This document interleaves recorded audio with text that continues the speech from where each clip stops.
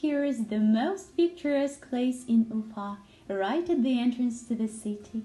This small but very cozy park is an ideal place for family vacations or romantic walks. The rich in history garden is unique with sculptures, a magical hanging bridge, and ornate gazebos with a magnificent view of the Bela River and Old Ufa. Many legends have been built around the so-called Bridge of Lovers.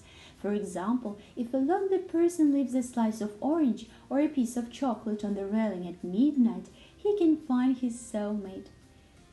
The garden is a landscape monument and an object of cultural heritage of regional significance.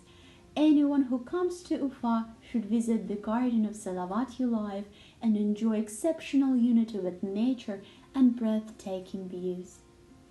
This landmark appeared at the same time with the Orenburg Bridge over the Bela River, and the Salavat garden itself was formed more than 100 years ago. It all began in 1873 when a flower garden was laid out on the Slochevskaya mountain by the decision of the Ufa City Duma. This place had so many names, such as the Garden on Slochevskaya mountain, the Garden of Nikolai Bogdanovich, and so on. Now, the main entrance to the Salavat Yulaev's garden is located next to the Memorial House Museum of Sergei Timofeyevich Aksakov and Sofyushkina Alley. Among the plantings there are blue spruce, ashberry, lilac, pine, acacia, linden, pyramidal poplar, and many others. According to the documents, there should have been two fountains, the first at the entrance to the garden and the second in the center of the park. But, unfortunately, now we see only flower beds instead. Here is the grave of Rashid Nigmati, a Bashkir writer and poet. On the way to the hanging bridge, you can admire the sculptures A Pair of Deer and Panther on a Ball, created in 1950s. And here is the hanging bridge, built over an unnamed ravine and a drying stream in 1956.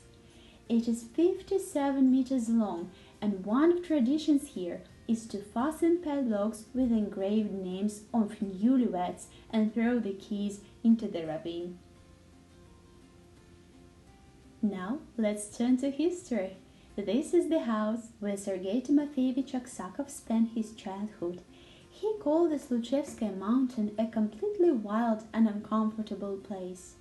On the 29th of June in 1900, in the presence of the governor and a crowd of citizens, opening of the People's Park on Slochevskaya mountain took place.